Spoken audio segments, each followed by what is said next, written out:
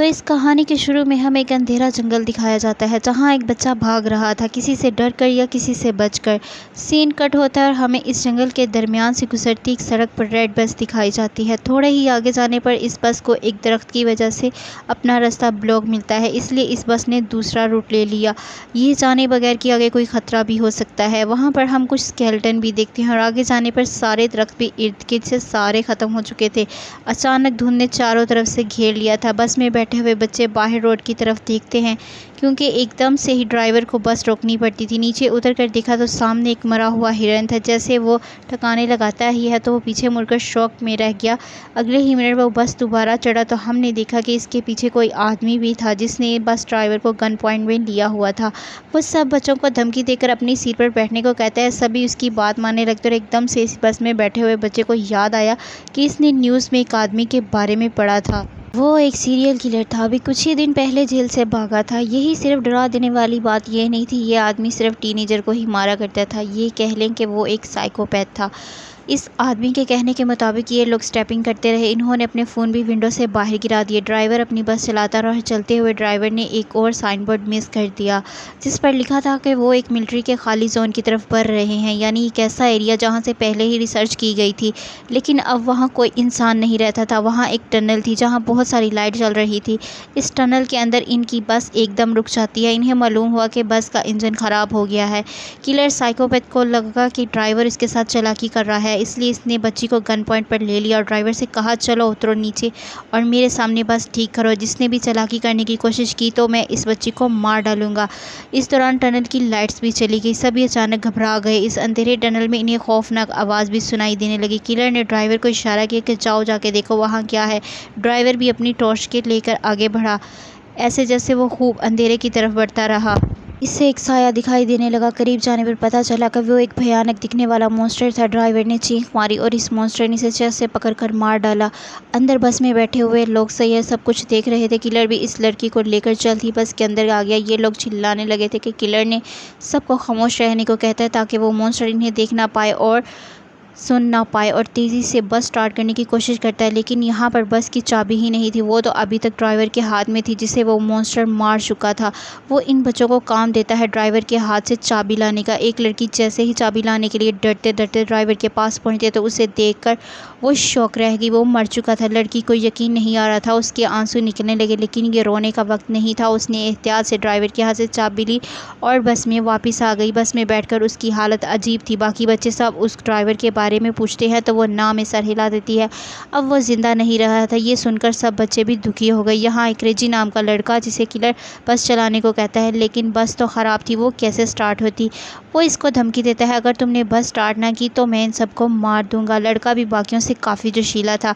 बिना डरे वो उल्टा किलर से ही बहस करता है। मौका पाते ही पीछे से इसको धक्का दे देता है। वो नीचे गिरा तो रेजी ने एकदम से इसके हाथ से गन छीन ली, फिर इसी के ऊपर फाइट कर दी। ये देखकर वो किलर हंसने लगा। वो बोला, तुम नहीं मुझे मार सकते। अरे मारने के लिए बहुत हिम्मत चाहिए होती है जो तुम्हारे में नहीं है। इससे पहले बच्चा कुछ करता, एकदम से बस की छत से इन्हें एक आवाज़ आती है। इस आवाज़ ने सबको डिस्ट्रैक्ट कर दिया। किलर ने दोबारा अपनी गन इनसे छीन ली।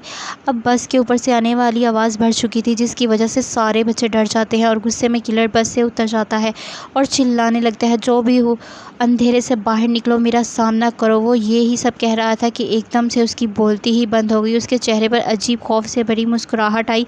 एकदम से किसी ने इस पर हमला कर दिया। हमला करने वाले ने इसका सर धड़ से अलग कर दिया और बस के अंदर से ये देखकर बच्चे बिल्कुल शौक में रह गए।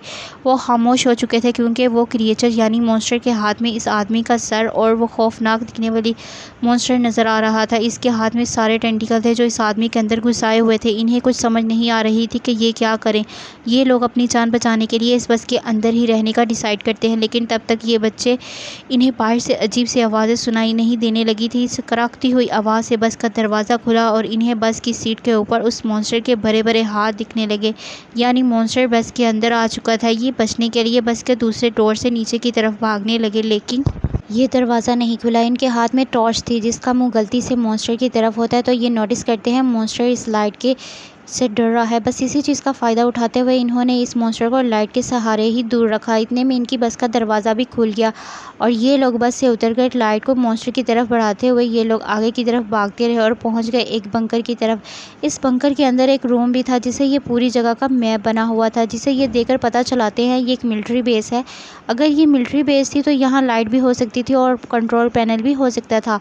अगर इन्हें इस मॉन्स्टर से बचने रहना था तो किसी तरह इन्हें वो कंट्रोल पैनल को ऑन करना था, जिससे यहाँ की लाइट्स चल जाएंगी और वो मॉन्स्टर इनसे दूर रहेगा और फाइनली ये लोग बच के यहाँ से जा पाएंगे। ये कंट्रोल पैनल को ढूंढकर इसे ऑन करने का डिसाइड करते हैं। मैप को रखकर ये पूरा प्लान बनाते हैं। ये सोचते हैं कि आखिर वो कहाँ पर कंट्रोल पैनल हो सकता है। नोलन और इसका साथी पावर पॉइंट को ढूंढने चले जाते हैं, जबकि यहाँ पर बैठे हुए ये तीनों अजीबोगरीब तरीके से अपना टाइम पास कर रहे थे। अब क्वीनी इन दोनों लड़कों से कहती है कि मुझे वॉशरूम जाने हैं। अकेले वो जा नहीं सकती थी क्योंकि इसे डर लग रहा था, तो रेजी इसके साथ चला गया। रेजी इसे बातों ही बातों में तंग किए जा रहा था, इसलिए अब क्वीनी से कोई जवाब नहीं दे रही थी। काफ़ी देर हो गई थी। क्वीनी जब दूसरी तरफ मुड़ी थी इसे कुछ अजीब लगा। फाइनली इसने पीछे मुड़कर देखा तो वहाँ क्वीनी थी ही नहीं। उसके तो होश ही उड़ गए। वो ज़ोर ज़ोर चिल्लाते हुए यहाँ वहाँ क्वीनी को ढूंढने लगा। इसके दूसरे दोस्त को भी ये बात पता चल गई कि क्वीनी गायब है।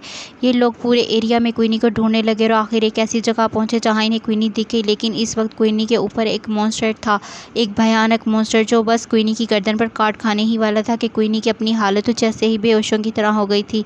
यहाँ पर रेजी और इस मॉन्स्टर को फाइट दिखाकर डिस्ट्रैक्ट करता है, जबकि इसका दूसरा दोस्त क्वीनी को इसके नीचे से निकालने में कामयाब हो गया। क्वीनी और वो दोनों तेज़ी से आगे की तरफ बचकर भागने लगे जाते हैं और सोचे बगैर कि रेजी तो इनके पीछे है ही नहीं। असल में इस लड़की के हाथ से टॉर्च इस मॉन्स्टर ने गिरा दी थी। वो नीचे पानी में गिरकर बुझ गई थी। अब वो मॉन्स्टर इसके ऊपर हमला करने ही वाला था। इसके मुँह से अजीब सी चीज़ निकलकर रेजी के मुँह पर गिर जाती है और ये खून था। क्वीनी और इसके दोस्त ने जब आखिर रेजी को देखा तो इनके होश ही उड़ गए। ये लोग तो अब कुछ कर भी नहीं सकते थे। इससे पहले मॉन्स्टर रेजी को खा जाता है, एकदम से यहाँ लाइट आ जाती है जिसकी वजह से मॉन्स्टर डरकर रेजी को छोड़कर चला जाता है और ये लोग समझ आते हैं कि इनके दोस्तों को आखिर वो जनरेटर मिल ही गया। यहाँ पर नोलन और इसके साथी जिन्होंने ये जनरेटर ढूंढकर ऑन किया था, इन्हें पास में एक कमरा मिला जिसमें एक डेड बॉडी पड़ी हुई थी और साथ ही बहुत सारी पिक्चर्स और नोट्स भी थे। इन नोट्स में इस मॉन्स्टर के बारे में इंफॉर्मेशन थी। ऐसा लग रहा था जैसे किसी ने इस क्रिएचर के ऊपर बहुत सारी रिसर्च की और फिर जैसे वो इसे मारने में कामयाब नहीं हो पाया। खैर ये सब पढ़ना इनका पॉइंट नहीं था। इनका पॉइंट था कि ये जल्द इस कार से निकल जाएं, इसलिए ये पीछे की तरफ मुड़ते हैं तो इन्हें दूर से एक अजीब सा एक साया नज़र आता है तो दोनों डर गए। इन्होंने सांस तक रोक लिया क्योंकि आने वाला मॉन्स्टर भी हो सकता था। मालूम हुआ कि ये मॉन्स्टर नहीं बल्कि इसके तीनों साथी थे, जिसे देखकर खुशी से इनके पास चले गए। ये खुशी सिर्फ एक पल की ही थी क्योंकि अगले ही लम्हे इन्होंने क्वीनी की गर्दन पर एक निशान देखा था। वो ज़ख्म बहुत गहरा ज़ख्म जिसके अंदर से खून निकल रहा था। ये इस मॉन्स्टर के काटने की वजह से हुआ था। ऐसा भी हो सकता था अब क्वीनी इन्फेक्टेड होकर इस मॉन्स्टर में बदल जाए और इनमें से एक का कहना था कि शायद हमें क्वीनी को साथ नहीं रखना चाहिए, लेकिन ये लोग ऐसा नहीं करते, क्वीनी को साथ ही रखते हैं। इसके साथ आगे क्या होने वाला है इसकी इन्फॉर्मेशन लेने के लिए ये दोबारा इसी कमरे में जाते हैं जहां इन्हें पहले से बहुत नोट्स मिले थे और इस मॉन्स्टर के बारे में वहां पढ़े हुए नोट्स में वो एक बुक उठाते हैं और उसे पढ़ना शुरू कर देते हैं। ये एक लड़के की कहानी थी जिसे अपनी बहन के साथ नई नई जगह को एक्सप्लोर करना बहुत अच्छा लगता था। इसे एक दिन ये लोग एक्सप्लोर करते करते इस मिलिट्री बेस तक आ गए। वो लड़का जिसने ये कहानी लिखी थी वो यहाँ के मैप को गौर से देखता रहा और पीछे ही रह गया, जबकि इसकी बहन आगे आगे बढ़ती रही और एकदम से वो शॉक हो गई जिससे उसे टनल के अंदर कोई अजीब सी आवाज़ आई और अजीब सी चीज़ नज़र आई हो। पीछे से उसका भाई खड़ा हुआ, वो जैसे ही उसकी तरफ देखता है तो बहुत देर हो चुकी थी। टनल के अंदर से चीखने चिल्लाने की आवाज़ें आ रही थी, इसलिए वो खुद भी डर गया और अंदर जाकर अपनी बहन को बचाने के बजाय वो जंगल की तरफ भागने लगा ताकि वो अपनी जान बचाकर यहाँ से जा सके। ये वही सीन है जो हमने मूवी के स्टार्ट में देखा था। ये बच्चा तो यहाँ से चला गया, लेकिन अब इसके दिमाग में एक इंसिडेंट रह गया था। इसके दिल में ये बात रह गई थी कि इसकी लापरवाही की वजह से इसकी बहन मारी गई और वो इस चीज़ से बदला लेना चाहता था जिससे इसने इसकी बहन को मारा था। सालों गुजरने के बावजूद वो कुछ भी नहीं भूल पाया। इसने इस मॉन्स्टर के ऊपर रिसर्च की, इसके बारे में एक एक चीज़ पता चलाई, प्लान किया कि वो कैसे इस मॉन्स्टर को मार सकता है। इसने मॉन्स्टर को मारने के लिए एक मशीन तक बना डाली, लेकिन इससे पहले कि मॉन्स्टर उसको मार पाता, उसकी बुरी किस्मत कि मॉन्स्टर ने उसके यहाँ होने का पता चला लिया और इसे ही मार डाला। इसके बनाए हुए नोट्स ये लोग भी पता चला पाते हैं कि वो मॉन्स्टर जिस पर हमला करता है या जिसका खून चख लेता है उसे मार देता है। अब वो क्वीनी के ऊपर बहुत ज़्यादा खतरा था। ये लोग फैसला करते हैं कि क्वीनी को बचाने के लिए लड़ेंगे। इस शख्स ने जब काम शुरू किया था, अब ये लोग इसे पूरा करेंगे। ये लोग इसकी कंप्लीट करेंगे और इस मॉन्स्टर को मार देंगे। लेकिन क्वीनी कहती है नहीं, मेरी वजह से कोई अपने आप को ख़तरे में नहीं डालेगा। लेकिन उसके सारे ही दोस्त अच्छे थे, वो कहते हैं नहीं, हम सारे यहाँ से ज़िंदा बचकर निकलेंगे। ये सोचकर ये लोग सभी एक दूसरे को गले लगाते हैं। सभी एक साथ अपने प्लान पर वर्क करना शुरू कर देते हैं। इतनी मेहनत के बाद ये लोग इस आदमी की बनाई हुई मशीन को मुकम्मल कर लेते हैं जो अब पूरी तरह काम कर रही थी। ये देखकर ये लोग बहुत खुश हुए थे, लेकिन अभी मेन काम बाकी था। इस मॉन्स्टर को इस मशीन के सामने लाना था, जिसके लिए ये ट्रैप बनाते हैं। ये लोग क्वीनी की खून से भीगी हुई कपड़े को खाली जगह पर रख देते हैं ताकि उसे सूंघते हुए मॉन्स्टर वहां तक आ जाए। थोड़ी ही दूर इन्हें क्वीनी को भी खड़ा किया हुआ था ताकि मॉन्स्टर सही जगह पर अटैक कर सके और ये लोग फिर लाइट चलाकर उसे मार दें। इनके प्लान के मुताबिक वो मॉन्स्टर इनके सामने आया, भी कुछ कुछ सूंघते हुए। इसने क्वीनी के कपड़े भी उठाए क्योंकि क्वीनी नहीं थी। वो जान गया था कि इस टाइम नोलन को ट्रिगर नीचे करना था, लेकिन बदकिस्मती से वो ट्रिगर फंस गया और ऐसे ही वो मॉन्स्टर क्वीनी को ढूंढते हुए इसके पीछे आ गया। चूँकि वो हमला कर देता कि एक वक्त पर लोग मशीन का ट्रिगर ऑन कर देते और बहुत सारी लाइट इस मॉन्स्टर पर पड़ने पर मॉन्स्टर क्वीनी को छोड़कर भाग जाता है। क्वीनी और इसकी दूसरी साथी तेज़ी से भागते हुए टनल की तरफ भागते हैं और टनल से बाहर निकल आते हैं और यहाँ रेजी का साथी तेज़ी से भागते हुए इस मॉन्स्टर के पेट पर हमला कर देता है। लेकिन इनकी बदकिस्मती, इनके इस वार से मॉन्स्टर का कुछ नहीं बिगड़ा था। लोगों के पास यही हल था कि ये लोग अपनी जान बचाकर हाथों में मिसाल लिए ये लोग बाहर की तरफ भागने लगते हैं, लेकिन अब मॉन्स्टर इनके पीछे पीछे ही था। दोनों लड़कियाँ टनल से बाहर निकल गई और बाहर निकलती ही इन्होंने सुकून का सांस लिया और पीछे देखा जहाँ अभी तक इनके दोस्त नहीं आ रहे थे।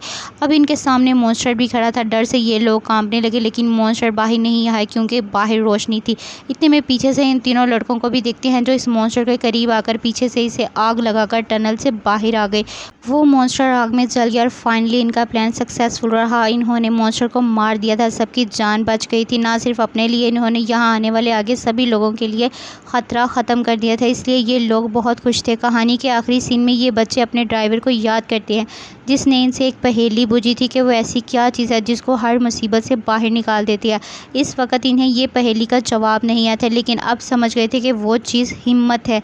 किसी भी इंसान को किसी भी चीज़ से बाहर निकाल देती है। बस ये बताते हुए ये कहानी यहाँ ख़त्म हो जाती है।